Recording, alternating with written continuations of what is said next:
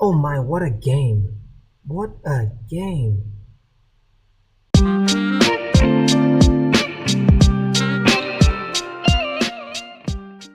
Welcome back to the channel. We're going to do something different. We're going to look at the World Chess Championship. And why not?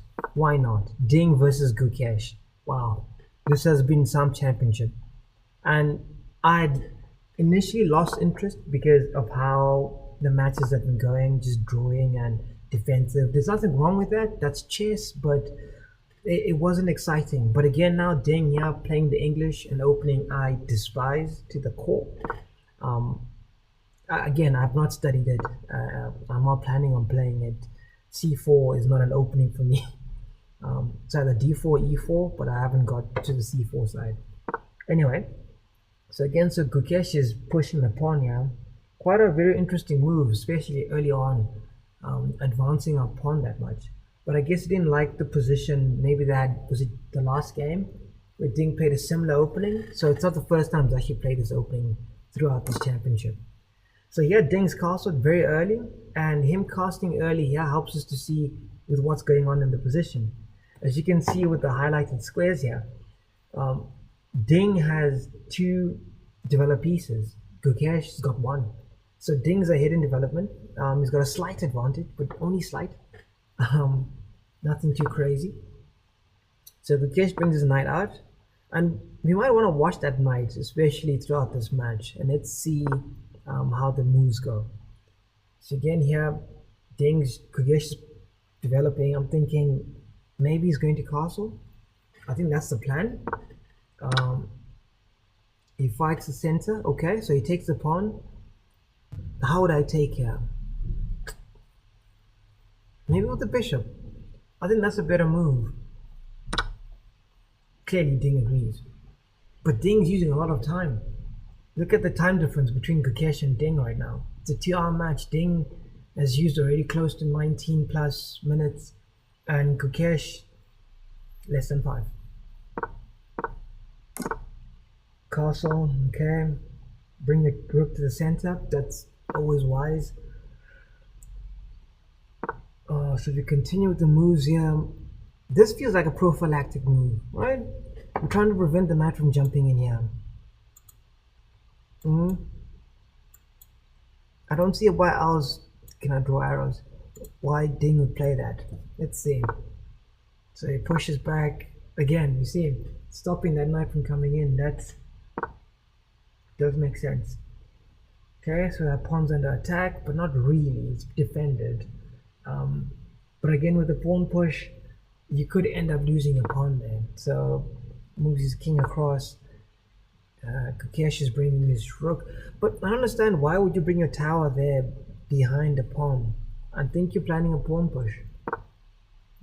Moves his queen across, centralizes here the rook. Again, that's a very annoying knight in Gukesh's territory. Ding's under an hour here. Again, we talked about watching that time usage, but there is a slight advantage, like 14 minutes. But 14 minutes is a long time here, and it's really something to be wary of. So now he's x-raying the queen. Okay, brings the rook across. I guess it's a better move to do than to move the queen first and then to try to get out of that x-ray. So brings the knight back. Ding decides to get out of that problem there. But again, his time usage though. Does he have a sacrifice? Are there any dubious sacrifices here? Again, this is coming from a London player, so when I look at that, that's where my mind turns to go. The Jabava London, that is. And so Gukesh moves his bishop back, but it feels like Gukesh is running out of moves here. By moves, I mean useful moves for his pieces. Ding seems to have quite a bit of space.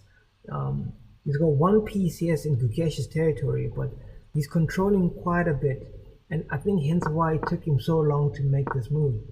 Because now Ding apparently is ahead of time, which has barely happened this chess championship. So again, he's attacking the center. Gukesh chooses not to trade, and Ding moves his knight back. Gukesh moves his knight across. Again, Gukesh is low on the clock compared to Ding. Ding has easy, useful moves. This one took him 6 minutes. Is he gonna go back for the X-ray? Think so, yeah. So Ding steps away from that, and in this instance also defending this pawn.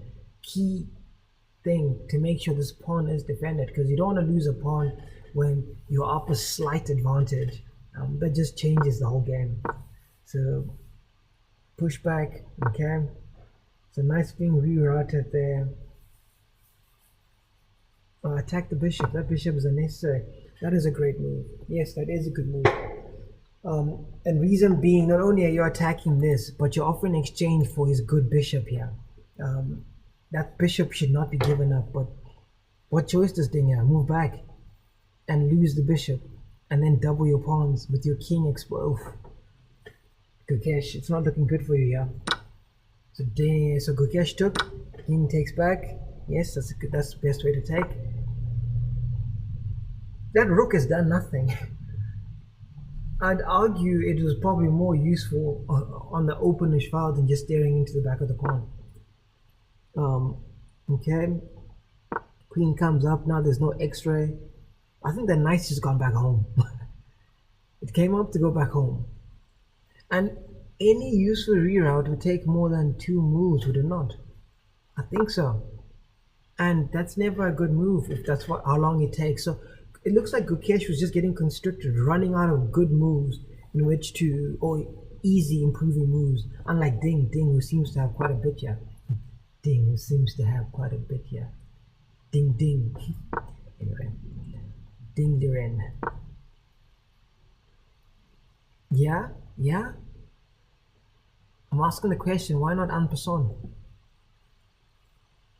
You know, it's always funny when I have kind of questions like that, because they say, you know, as a chess gentleman, always take en passant. But again, that's where it shows you the folly of chess memes, tropes, or trying to make the game cool. Chess is cool on its own. That's how I feel. I like the game. And I believe in taking when it's actually necessary. And in this case, this is a better move. Because where are you going to put that rook there? Because you bring it and you stick it behind the queen, it's not really looking at anything. That pawn's defended by the rook. This is the d6 pawn is defended here. So you're kind of stuck and you have 7 minutes. That is not... Oh, yes, it's exchange. He doesn't exchange. So it looks like he's found. So it looks like he's found a good position for that knight there. Okay, let's get back into it to take a call. And in this case, yeah, I think he's trying to find a useful place for that knight, and really he's got very few places besides this square where you could occupy some space. But what's he gonna do with that? So Ding steps back. I'm not sure I quite understand why. Why not take? Okay, I guess by taking here you open his tower and you activate it for him, and already it's already passive. So that's actually the best move to have. Okay. Have you seen how this rook has moved throughout this game? Came from here, it moved here, now it's here. It's just a difficult position that Gukesh finds himself in. Okay, bring the knight back. Do you take? Yes, you take. Challenges again that knight. Where are you gonna go? Knight goes back home. Yeah, it looks like Gukesh played himself into a position he's not quite super comfortable with, because now that pawn drops and Ding's not giving any chances whatsoever. No easy queen trades, he's just putting pressure, and with 10 minutes essentially left in the match, again he's looking for a place for that knight. That knight's moved far too many times and it's done really absolutely nothing, to be honest. Now your queen's attacked, come across, Mm-hmm. Mm-hmm. Threatening to promote. I mean, your queen's pretty much stuck defending a promotion, and you're gonna have to sacrifice a piece for a pawn, essentially, even if you promote to a queen. So Ding is very clever in where he's placing his pieces. He's not only allowing free tempo, so Gukesh seems like he has to think every move. Brings it down there, but that's not really threatening anything, is it? Um, Ding is out here now. He's threatening the knight. Turning the tower, not the knight. Doing X-ray. Wow, this is just some good chesses. And Ding's winning by far. Um, and Gukesh hasn't led at all throughout this game. It was either equal and Ding winning. This was a fatal error. Now this opens up mate. Their tactics here. Their tactics here.